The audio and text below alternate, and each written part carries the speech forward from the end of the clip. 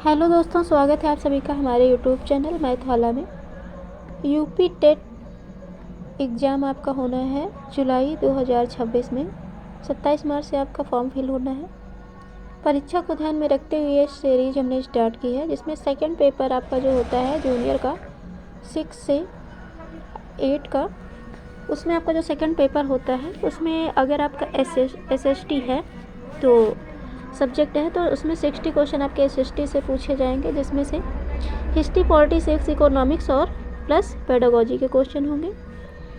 तो combined question हमने लिए हैं और इम्पॉर्टेंट क्वेश्चन हैं जो कि परीक्षा में पूछे जा चुके हैं और आने के बहुत ज़्यादा चांसेस हैं। तो आइए दोस्तों शुरू करते हैं। पहला क्वेश्चन है, सिंधु सभ्यता का सबसे बड़ा नगर था? हड़प्पा, मोहनजोदड़ो, कालीबंगा, लोथल। तो राइट आंसर आपका हो जाएगा मोहनजोदड़ो। नेक्स्ट क्वेश्चन है, वेदों की रचना किस काल में हुई? वैदिक काल, गुप्त काल, मौर्य काल, हड़प्पा काल।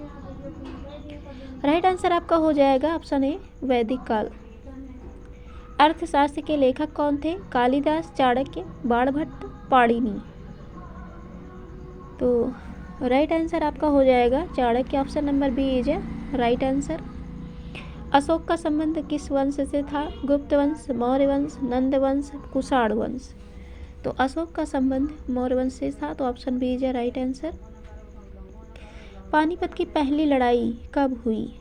1526, 1556, 1761, 1857। तो पानीपत की पहली लड़ाई हुई थी 1526 में।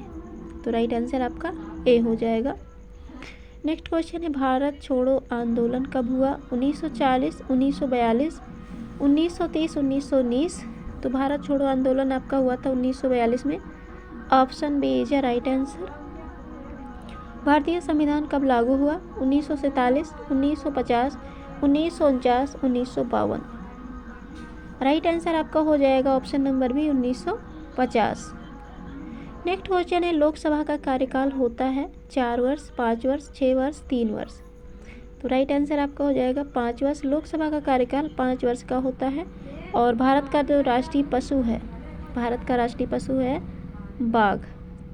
राइट आंसर सी हो जाएगा। बेसिक क्वेश्चन है, पृथ्वी का आकार कैसा होता है? गोल, चपटा, दीर्घवृत्तीय, त्रिकोणीय। तो राइट आंसर आपका हो जाएगा दीर्घवृत्तीय। राइट आंसर सी हो जाएगा। भूमध्य रेखा क्या है? देशांतर, अक्षांश, पर्वत, नदी। भूमध्य रेखा अक्षांश है, तो option B is right answer. विश्व का सबसे बड़ा महासागर है? अटलांटिक, हिंद, प्रशांत, आर्कटिक। राइट आंसर आपका सी हो जाएगा, प्रशांत महासागर। मानसून किससे संबंधित है? तापमान, वर्षा, हवा, मिट्टी। राइट आंसर बी हो जाएगा वर्षा। भारत की सबसे लंबी नदी कौन सी है? गंगा, यमुना, ब्रह्मपुत्र, गोदावरी। भारत की सबसे लंबी नदी है गंगा। राइट आंसर ए हो जाएगा। जीडीपी का अर्थ क्या है? Gross domestic product, general domestic product, global domestic product या फिर ग्रॉस डेवलपमेंट प्रोडक्ट। तो gross domestic product. Right answer A हो जाएगा। लोकतंत्र का अर्थ है राजा का शासन, जनता का शासन, सेना का शासन, धर्म का शासन। लोकतंत्र का अर्थ होता है जनता का शासन, तो option B is right answer. पंचायती राज किस संशोधन से जुड़ा है? 42वां, 44वां, 73वां, 86वां। तो पंचायती राज आपका 73वें संविधान संशोधन से जुड़ा है, तो option C is right answer. राष्ट्रपति का चुनाव कौन करता है? जनता, संसद, निर्वाचक मंडल, प्रधानमंत्री। राष्ट्रपति का चुनाव करता है आपका निर्वाचन मंडल, तो option C is right answer. हरित क्रांति का संबंध है उद्योग, कृषि, परिवहन, शिक्षा। हरित क्रांति का संबंध कृषि से है, तो option B is right answer. Next question है, भारत की राजधानी है? तो ये बेसिक है, पता ही है सबको, दिल्ली है। जनगणना कितने वर्ष में होती है? 5, 10, 15, 20। राइट आंसर बी हो जाएगा 10 वर्ष। संविधान का भाग 3 किससे संबंधित है? डीपीएसपी, मूल कर्तव्य, मौलिक अधिकार, केंद्र सरकार। राइट आंसर सी हो जाएगा मौलिक अधिकार। लौह पुरुष किसे कहा जाता है? गांधी, नेहरू, पटेल, सुभाष। तो लौह पुरुष कहा जाता है सरदार वल्लभ भाई पटेल को। Option C is right answer. नदियों का संगम क्या कहलाता है? मुहाना, स्रोत, संगम, चोल। नदियों का संगम क्या कहलाता है? तो ऑप्शन सी इज अ संगम। जलवायु परिवर्तन का मुख्य कारण है वर्षा, तापमान, ग्रीन हाउस गैस, हवा। राइट आंसर हो जाएगा सी, ग्रीन हाउस गैस। भारत का राष्ट्रीय पक्षी है तो बेसिक है ये, मोर, पता है सभी को। Option C is a right answer. संसद के कितने सदन हैं? 1, 2, 3, 4। राइट आंसर आपका बी हो जाएगा 2। संसद के कितने सदन हैं? 2 हैं। राज्यपाल की नियुक्ति कौन करता है? प्रधानमंत्री, राष्ट्रपति, मुख्यमंत्री, संसद। तो राज्यपाल की नियुक्ति करता है राष्ट्रपति। Option B is a right answer. नक्शा क्या है? वास्तविक चित्र, छोटा रूप, मॉडल, फोटो। तो नक्शा क्या है? ऑप्शन बी छोटा एक रूप होता है। संसाधन क्या है? बेकार वस्तुएं, उपयोगी वस्तुएं, केवल प्राकृतिक, केवल मानव निर्मित। उपयोगी वस्तुएं संसाधन होती हैं, तो ऑप्शन बी आपका राइट हो जाएगा। तो ये 30 क्वेश्चन आपने देखे। हम देखेंगे पेडागोजी के, एसएसटी टीचिंग के, शिक्षण के देखेंगे 30 क्वेश्चन। एसएसटी का मुख्य उद्देश्य क्या है? रटना, समझ विकसित करना, केवल परीक्षा याद करना। तो राइट आंसर बी हो जाएगा समझ विकसित करना। नेक्स्ट क्वेश्चन है बालक सबसे अच्छा कैसे सीखता है? रटकर, खेल के माध्यम से, डांट से, लिखकर। तो राइट आंसर हो जाएगा खेल के माध्यम से बच्चा अच्छा सीखता है। कक्षा में मानचित्र का उपयोग क्यों होता है? सजावट, समझ बढ़ाने के लिए, समय बिताने के लिए, कुछ नहीं। तो कक्षा में मानचित्र का जो उपयोग होता है वो होता है समझ को बढ़ाने के लिए। ईवीएस एसएसटी में गतिविधि आधारित शिक्षा क्यों है? तो बोर करने के लिए, समझ बढ़ाने के लिए, समय काटने के लिए, परीक्षा के लिए, समझ को बढ़ाने के लिए है। शिक्षक की क्या भूमिका है? नियंत्रक, मार्गदर्शक, निरीक्षक, दंड देने वाला। तो राइट आंसर आपका बी हो जाएगा मार्गदर्शक। सीसीई का अर्थ है continuous comprehensive evaluation, central control education, class control evaluation, none. Right answer A हो जाएगा आपका कंटिन्यूअस कॉम्प्रहेंसिव इवैल्यूएशन। बालक केंद्रित शिक्षा में क्या जरूरी है? शिक्षक, छात्र, किताब, परीक्षा। राइट आंसर बी हो जाएगा छात्र। प्रश्न पूछने का उद्देश्य है डराना, सोच विकसित करना, समय बिताना, रटना। राइट आंसर हो जाएगा आपका सोच विकसित करना। प्रश्न पूछने से बच्चों की सोच विकसित होती है। फील्ड ट्रिप का उद्देश्य है घूमना, अनुभव प्राप्त करना, खेलना, आराम करना। राइट आंसर आपका हो जाएगा अनुभव प्राप्त करना।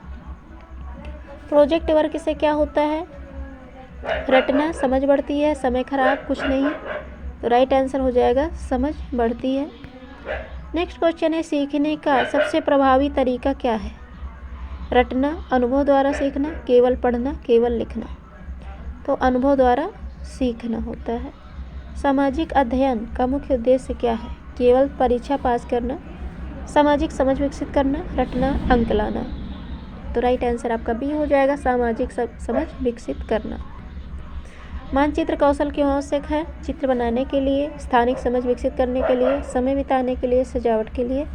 स्थानिक समझ विकसित करने के लिए मानचित्र कौशल आवश्यक है। सहकारी अधिगम क्या है? अकेले पढ़ना, समूह में सीखना, शिक्षक पर निर्भर रहना, रटना। राइट आंसर भी हो जाएगा समूह में सीखना। अनुभवात्मक अधिगम क्या है? किताब से पढ़ना, अनुभव से सीखना, रटना, लिखना। राइट आंसर आपका बी हो जाएगा अनुभव से सीखना। गतिविधि आधारित शिक्षा का उद्देश्य क्या है? समय बिताना, सीखने को रोचक बनाना, केवल खेलना, रटना। तो राइट आंसर आपका बी हो जाएगा सीखने को रोचक बनाना। मूल्यांकन का मुख्य उद्देश्य क्या है? अंक देना, सीखने का आकलन करना, डराना, फेल करना। तो राइट आंसर बी हो जाएगा सीखने का आकलन करना। समावेशी शिक्षा इंक्लूसिव एजुकेशन का अर्थ क्या है? केवल तेज छात्रों के लिए, सभी छात्रों के साथ लेकर चलना, कमज़ोर छात्रों को अलग करना, केवल विशेष बच्चों के लिए, सभी छात्रों को एक साथ लेकर चलना। राइट आंसर हो जाएगा। शिक्षण सहायक सामग्री टीएलएम का उपयोग क्यों किया जाता है? सजावट के लिए, समझ को आसान बनाने के लिए, समय बिताने के लिए, केवल दिखाने के लिए। तो राइट आंसर हो जाएगा आपका समझ को आसान बनाने के लिए। आलोचनात्मक सोच क्या है? बिना सोचे मान लेना, तर्क के साथ सोचने की क्षमता, रटना, लिखना। राइट आंसर हो जाएगा बी तर्क के साथ सोचने की क्षमता। समस्या समाधान कौशल का विकास कैसे होता है? रटने से, अभ्यास और अनुभव से, केवल पढ़ने से, केवल लिखने से। तो अभ्यास और अनुभव से राइट आंसर हो जाएगा। रचनात्मकता का अर्थ क्या है? नकल करना, नए विचार उत्पन्न करना, रटना, केवल पढ़ना। राइट आंसर भी हो जाएगा, नए विचार उत्पन्न करना। चर्चा विधि का लाभ क्या है? समय खराब करना, विचारों का आदान प्रदान, रटना, केवल सुनना। तो राइट आंसर विचारों का आदान प्रदान। समूह कार्य से क्या लाभ होता है? झगड़ा, सहयोग की भावना, समय बर्बाद, कुछ नहीं। तो option B is right answer, सहयोग की भावना। फीडबैक का महत्व क्या है? डांटना, सुधार के लिए मार्गदर्शन, समय बिताना, डराना। राइट आंसर हो जाएगा सुधार के लिए मार्गदर्शन। बाल मनोविज्ञान का ज्ञान क्यों जरूरी है? पढ़ाने के लिए नहीं, बच्चों को समझने के लिए, समय बिताने के लिए, केवल परीक्षा के लिए। तो बच्चों को समझने के लिए ज़रूरी है, इसलिए ये आंसर बी करेक्ट हो जाएगा। शिक्षक की भूमिका क्या होनी चाहिए? तो नियंत्रक, मार्गदर्शक, दंड देने वाला, निरीक्षक। तो राइट आंसर भी हो जाएगा मार्गदर्शक। शिक्षण विधि का चयन किस पर निर्भर करता है? शिक्षक की इच्छा पर, छात्रों की आवश्यकता, समय, किताब। छात्रों की आवश्यकता पर निर्भर करता है। पाठ योजना क्यों आवश्यक है? तो समय बर्बाद करने के लिए, व्यवस्थित शिक्षण के लिए, केवल औपचारिकता दिखावे के लिए। राइट आंसर भी हो जाएगा व्यवस्थित शिक्षण के लिए। नेक्स्ट एंड लास्ट क्वेश्चन, सीखने का परिणाम क्या दर्शाता है? शिक्षक का ज्ञान, छात्र ने क्या किया सीखा, परीक्षा के अंक, किताब का स्तर। राइट आंसर भी हो जाएगा छात्र ने क्या सीखा। तो ये थे टॉप 60 क्वेश्चन एसएसटी के। ऐसे क्वेश्चन आपको देखने को मिलेंगे यूपी टेट जुलाई 2026 के एग्ज़ाम में। और आपकी परीक्षा जो है 2 जुलाई, 3 जुलाई, 4 जुलाई को फिक्स हो चुकी है। तो अपनी तैयारी को बेहतर बनाते रहें, कंटिन्यू क्लास अटेंड करें और अपनी जो है तैयारी को स्ट्रॉन्ग करें। Thanks for watching my video.